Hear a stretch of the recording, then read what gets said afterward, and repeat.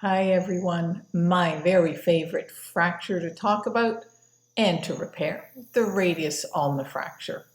Dr. Sylvester here, and thank you for joining me. This is a fracture which I call the urban fracture. We see it mostly in small dogs, and they're usually young, although not exclusively. We will see it in mature, 5-year-olds and so forth. It usually results from the dog jumping off the bed, off a chair, out of the owner's arms, hitting the ground, and just snapping its radius and ulna. The good news is, with surgical repair, these carry an excellent prognosis and a very low complication rate. So please, this is a fracture that you really want to encourage your clients to accept a referral to somebody who can actually surgically repair this type of fracture. So referral or repair is not an option. Well, absolutely you can splint these fractures. Let me tell you that the better prognosis is with the younger patient. So if this little dog that came in with the fractured radius ulna is less than a year and a half, they will probably do well with the splint. If it's a more mature adult dog, try to encourage your clients to go for a surgical repair because prognosis is excellent, complication rate is low. With splinting in the more mature dog, complication rate goes up and failure rate goes up. Now that doesn't mean that it's a 90% failure rate. Be aware. That's all this is about. Just be aware so you know how to best discuss this with your clients.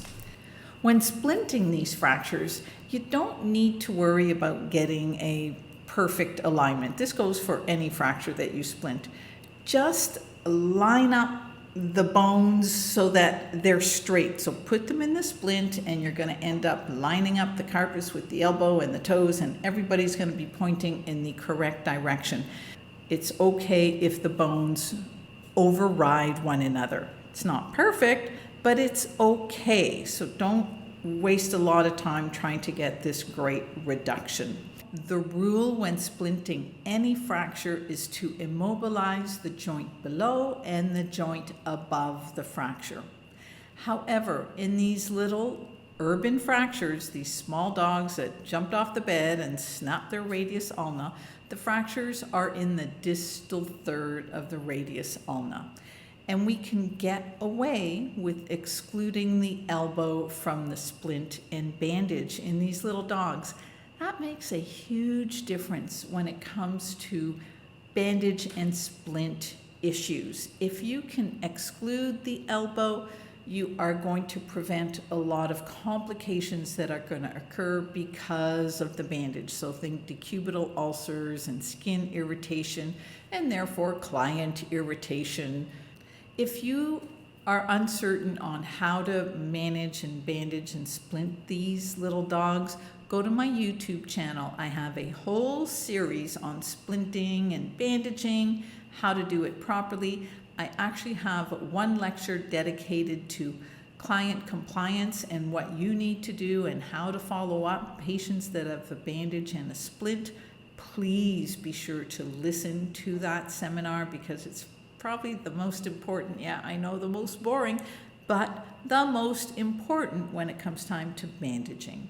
If the fracture is in the proximal radius ulna, that usually means that it's been a more high velocity trauma. So think hit by car or something like that.